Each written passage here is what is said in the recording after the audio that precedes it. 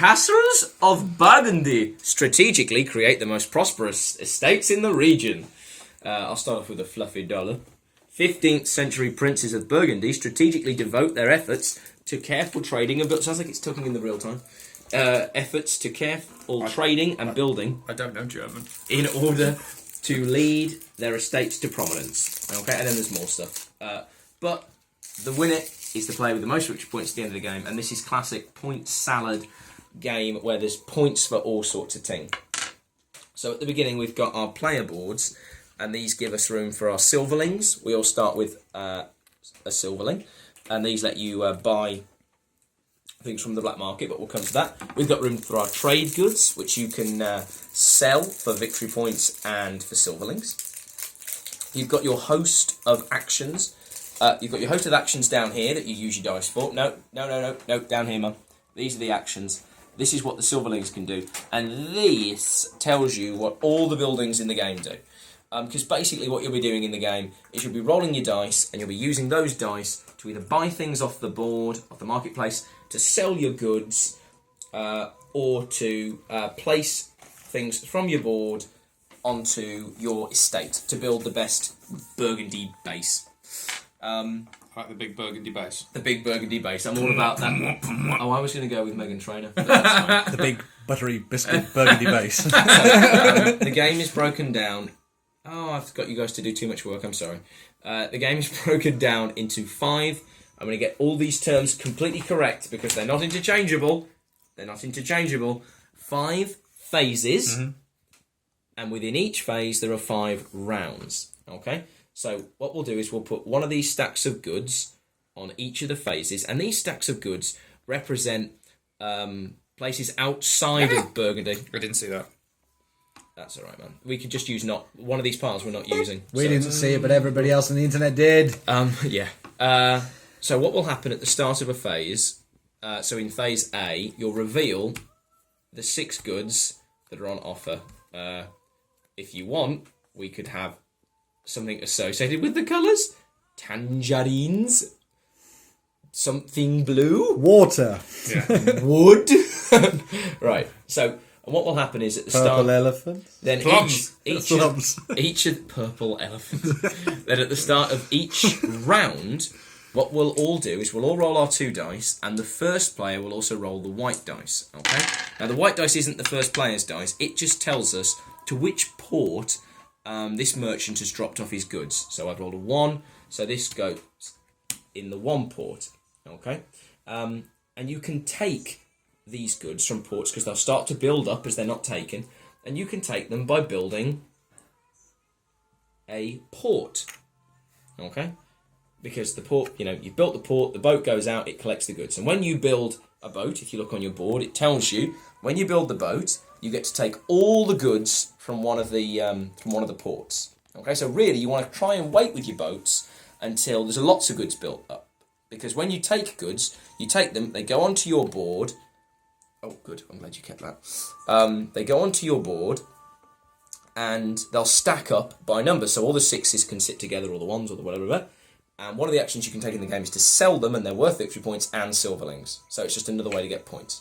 So we've talked about what the boat does. How you actually get hold of these is on these spots on the board at the start of each round. We'll fill up all the 2s and 3s, because we're playing a 3-player game. If we were playing with 4-player, it would all be covered up. We'll fill these up with the relevant things. So you can see there are 3 boats. We don't put one here because it's not a 4-player game. And each of these is associated with a number. And this is the number that you can use on your dice to take one of these things. So I rolled a 4 and a 6.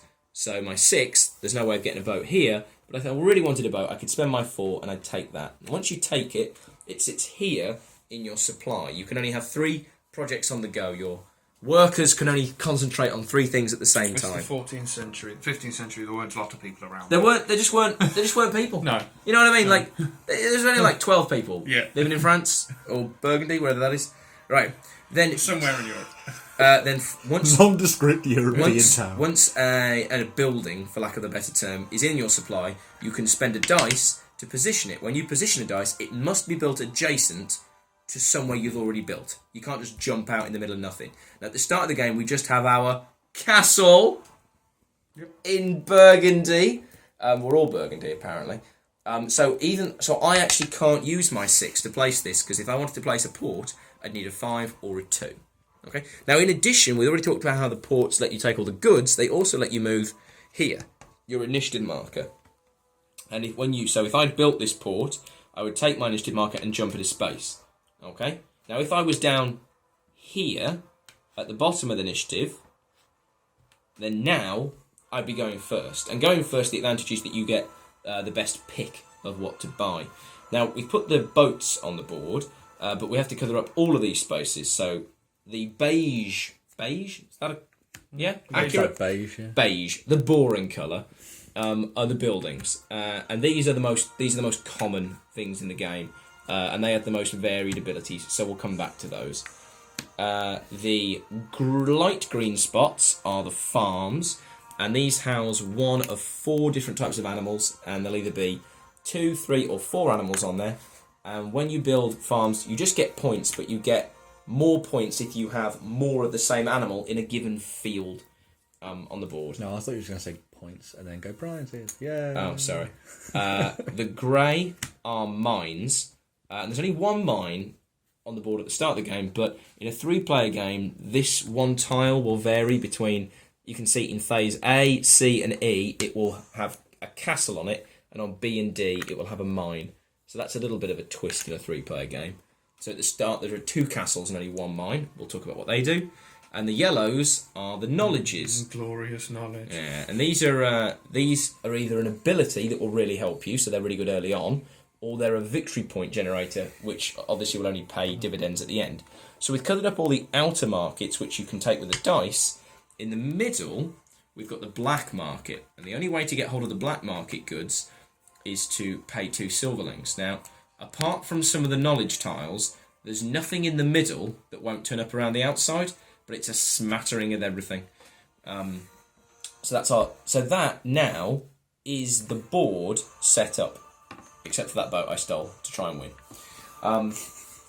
But also this isn't actually there because we don't know who the first player is yet.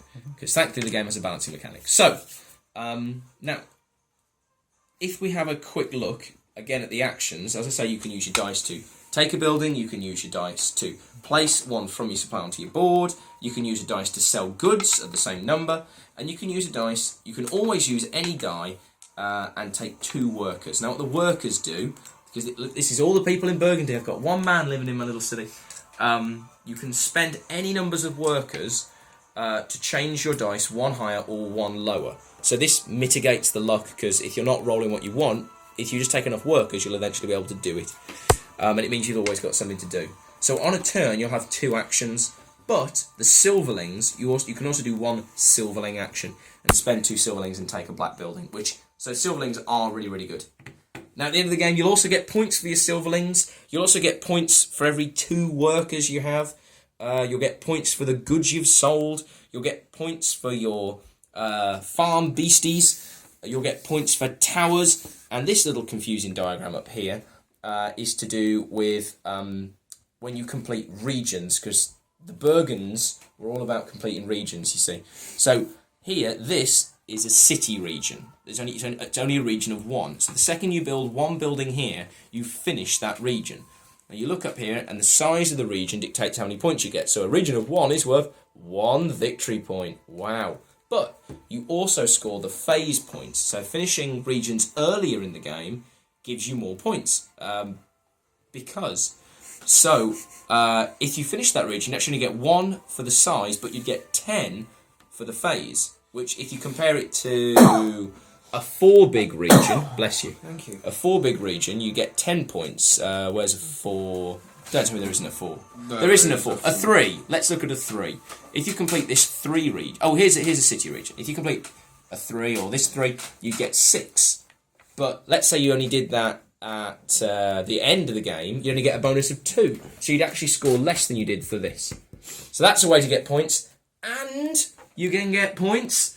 I did say it was a point salad. And you can get points for being the first person to complete all the regions of a given colour. In a 3-player game, you'll score the value in the middle. So the first person to build all their castles will get 6 points. The second person to do it will get 3 points. And the third person to do it gets nothing.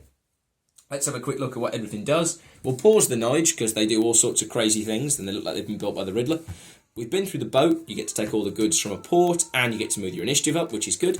Farms, when you place it down, you score 1 point for every animal on the tile. So if you put these pigs in this field, you'd score 1, 2, 3 points. Nothing impressive. If you put these cows in the field, you'll score 1, 2 points. Okay? But if you then put these cows in the field, you'd score 1, 2, 3, 4 points plus 2 more points for these cows.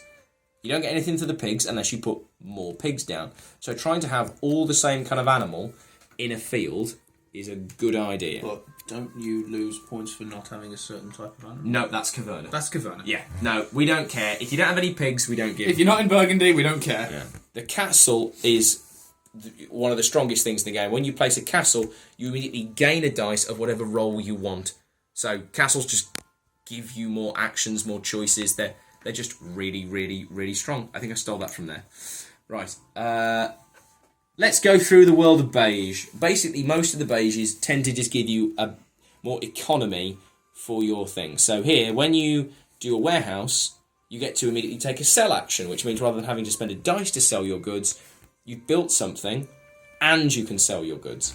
The carpenter lets you immediately take any building on the board, apart from the black market. So rather than having to spend a dice to take something, you've placed a building and you've taken something. The church lets you take a mine, a castle, or a knowledge. The marketplace lets you take a farm or a boat.